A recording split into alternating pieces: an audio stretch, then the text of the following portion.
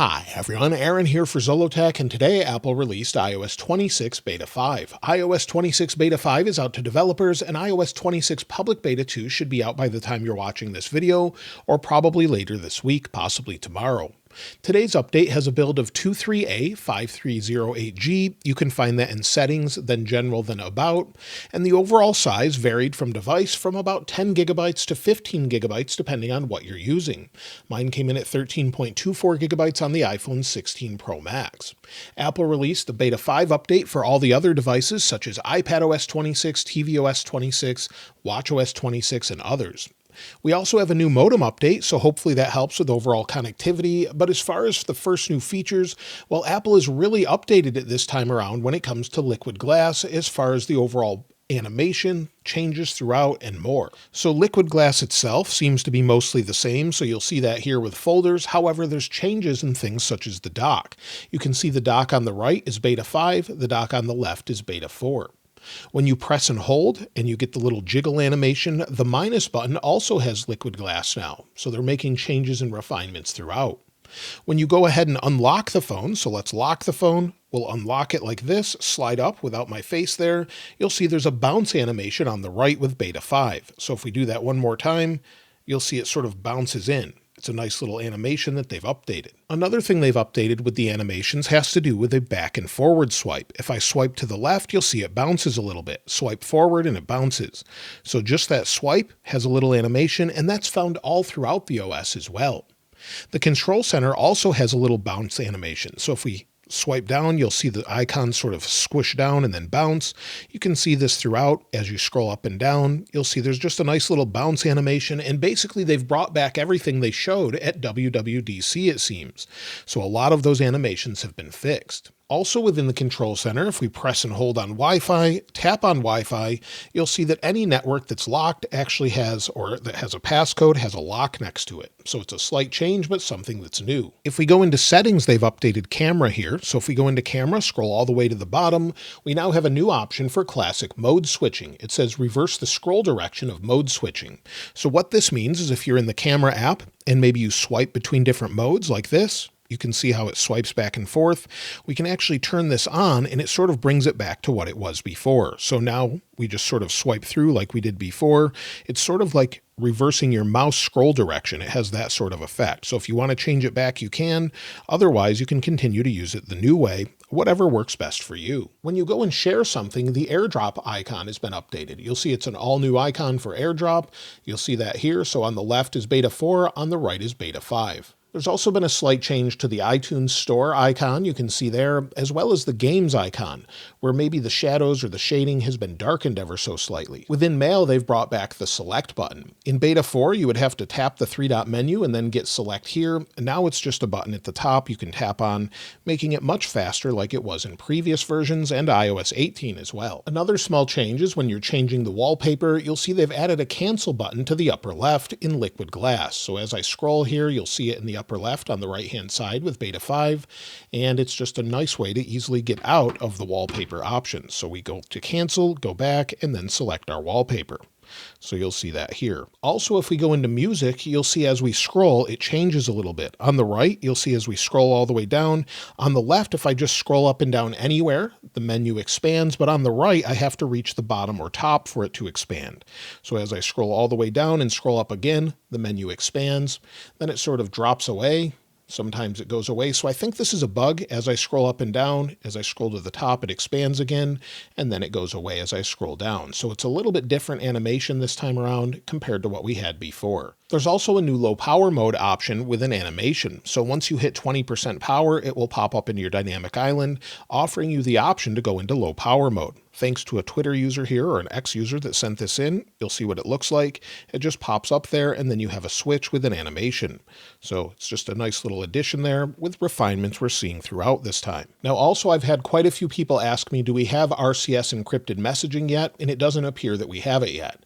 So you'll see we just have our typical options. So maybe we'll get that in a future update. We're hoping for it soon, and hopefully to be released before it's released to the public. So hopefully we'll have RCS encrypted messaging so it works across all devices in the near future. There's also an updated animation when we go into games and it activates Game Center.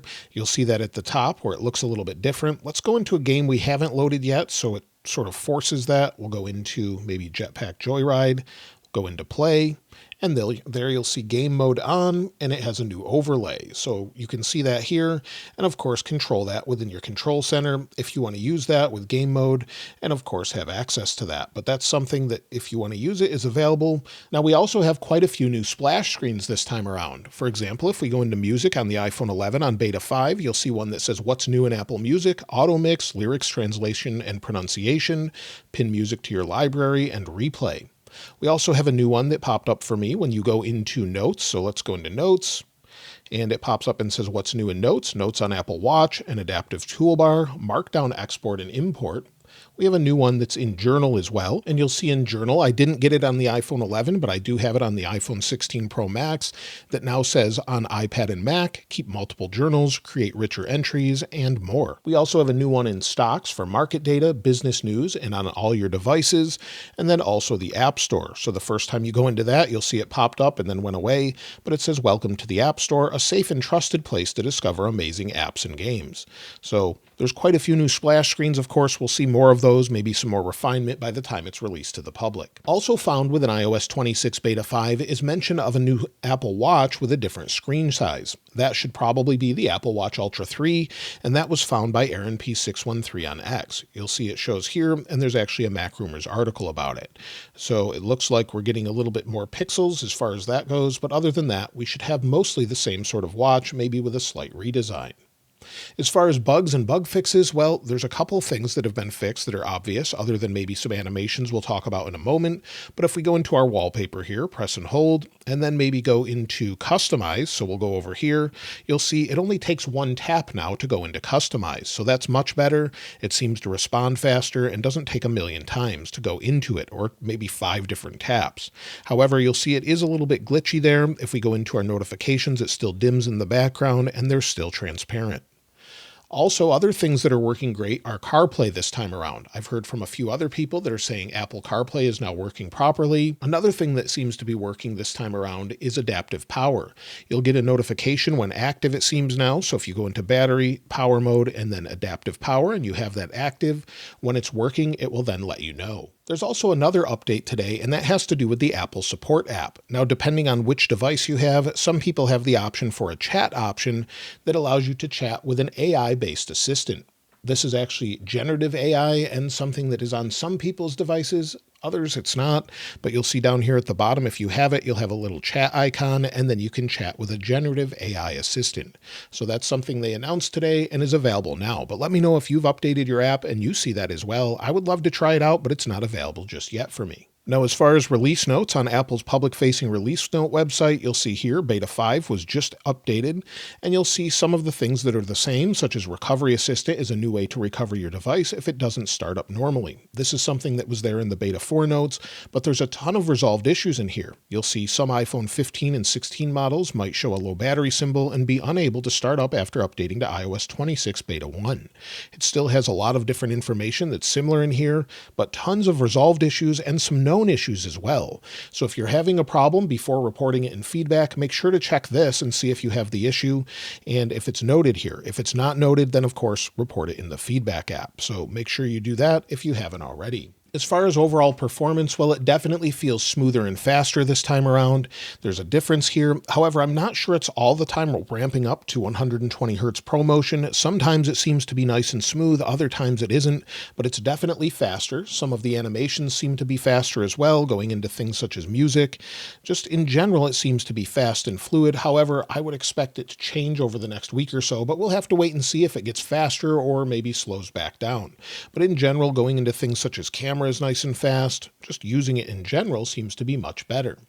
Overall heat was quite intense right after I installed it. It was quite hot on the back. Of course, I expect this as it's processing, and it was telling me that it was processing in my batteries here. Now it's not saying it anymore, so maybe it finished updating.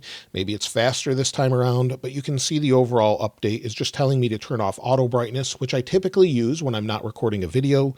But if we take a look at the battery health, I'm down to 96% with 286 cycles, similar to what I had in the weekend follow-up video. And as far as battery life, well, we'll have to see what it's like over the next few days. It takes a few days for things to settle, sometimes a week or two.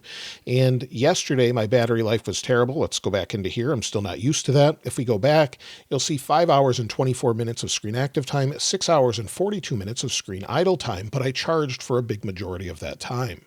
Today, 2 hours and 43 minutes with 40% usage. I'm down to 64%, so it's not doing great, but hopefully it gets better over time here. If you're wondering if you should install iOS 26 Beta 5, well, if you're on Beta 4 or any of the previous developer betas, I would recommend it. However, if you're on iOS 26 Public Beta 1, I would wait for Public Beta 2 if it's not out by the time you're watching this video. And if you're wondering if you want to try this out and you're on iOS 18.6 or earlier, well, I would probably hold off if you're not sure about it, but you could wait a few days, see what the weekend follow-up is like, where we'll talk about battery life, stability, bugs, and other things, or you could try it out, but just be aware that you'll need a computer to roll back to iOS 18 if you want to use that version. Now, as far as the next release, well, typically by the time we're at Beta 5, we're on a weekly release schedule, so I would expect a release as soon as next week. We could see it Monday or Tuesday on the 11th or 12th. Typically, that's what we'll see with maybe Beta 6. So iOS 26 Beta 6 and Public Beta 3 should be out around that time as well. It's possible we could see an iOS 18.7 RC or release, and we just don't know at this point. It depends on if Apple needs security updates, or maybe they're just done until the time we get a public release of iOS 26, usually in mid-September. There's also rumors of the next iPhone event being on the 9th, so if we do have it on the 9th, usually the following Monday or so, we'll see the public release, so we could see that on the 15th. Now, as far as the overall storage, let's go ahead and take a look. We'll go to Settings, then we'll go back to General, then iPhone Storage. So if we scroll all the way to the bottom, you'll see it's taking up 19.67 gigabytes. So it's taking up a little bit less, so 6.27 gigabytes for Apple Intelligence. iOS is taking up almost a gigabyte less at 13.4 gigabytes. So pretty good overall. Maybe they're refining the code, but basically what we would expect. And you saw some stutter there as I swiped home. So I'll continue to see if I can find more features and changes throughout, and of course we'll talk about it in the weekend follow-up video.